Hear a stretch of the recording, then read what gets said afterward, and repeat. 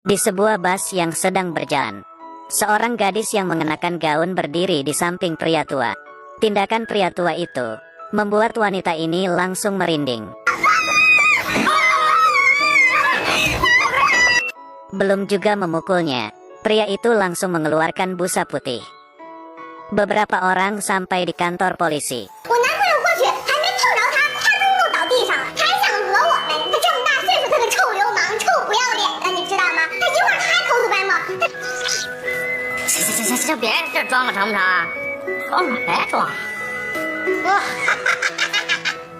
Pria tua ini melihat keluar jendela, seperti teringat sesuatu. Pria tua ini marga Wang.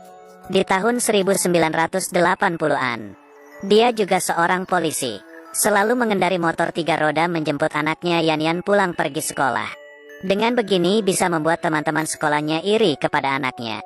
Di pekerjaannya, dia juga selalu maju paling depan. Meski bisa terluka, tapi dia juga mendapatkan penghargaan. Tapi nilai 100 dari anaknya lebih berharga dibandingkan penghargaan. Istrinya sudah meninggal. Dia berperan menjadi ayah dan sekaligus ibu untuk anaknya. Lao Wang melanjutkan ingatannya. Lagi pula anaknya perlahan-lahan tumbuh besar. Pasti ada ibu yang merawatnya. Meski sudah sering bertemu dengan orang baru. Setelah mereka mendengar dia punya anak, yang awalnya ngomong seperti biasa, tiba-tiba pun hancur.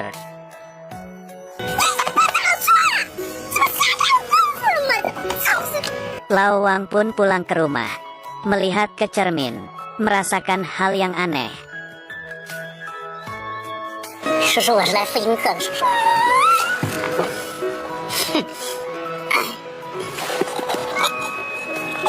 Sayur yang dibesarkan susah payah dimakan oleh babi.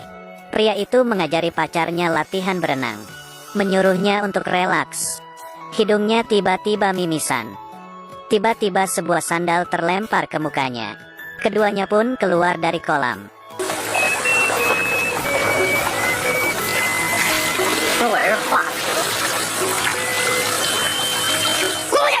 Sayur yang susah payah dibesarkan pun dimakan babi lagi.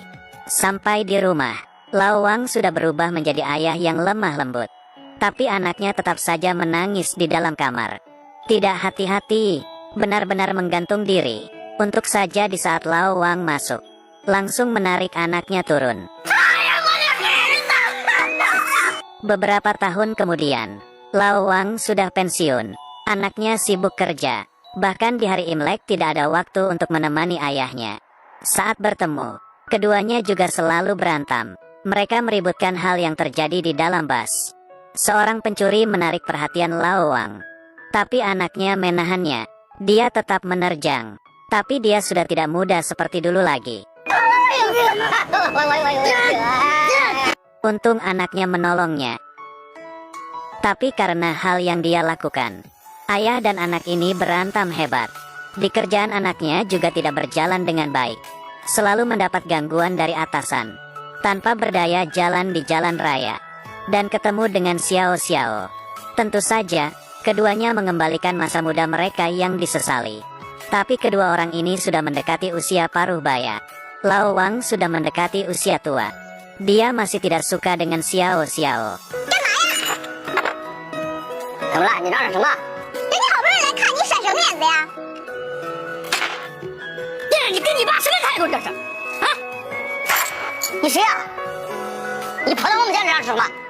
Lao Wang masih menahan harga dirinya.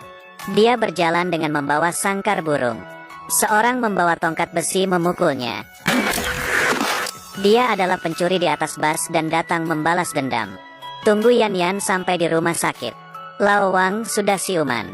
Tapi dia berkata, karena kepalanya yang terluka, Lao Wang pun lupa ingatan. Tapi terhadap Xiao Xiao, dia masih tidak suka. Amnesia dengan disertai kekerasan. Dan sudah tidak ada harapan untuk sembuh. Selanjutnya Yan sambil kerja sambil menjaga ayahnya. Xiao Xiao juga bisa datang menemaninya.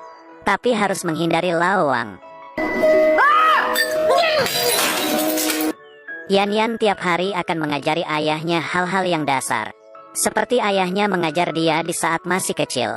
Dia memutuskan untuk menikah dengan Xiao Xiao. Sebenarnya ayahnya tidak tahu, tapi dia tetap memberitahu ayahnya. Selanjutnya, pernikahan sangat ramai. Kedua pengantin sangat bahagia. Tapi di pertengahan acara, terdengar suara motor. Lau Wang seperti di masa mudanya, mengenakan seragamnya, menyetir motornya ke pesta pernikahan. Dia membohongi suster dan kabur dari rumah sakit. Meski tidak tahu harus berbuat apa, tapi merasa ada sesuatu yang harus dilakukan. Tapi di atas bus, karena penyakitnya mulai beraksi. Di kantor polisi, dia melihat dari jendela, melihat motornya yang dulu, dan membuatnya teringat sesuatu. Ya, Kemudian dia datang ke pesta pernikahan. Pembawa acara menambahkan upacara untuk situasi mendadak ini. Dan ayah menggandeng tangan anaknya, menyerahkannya ke...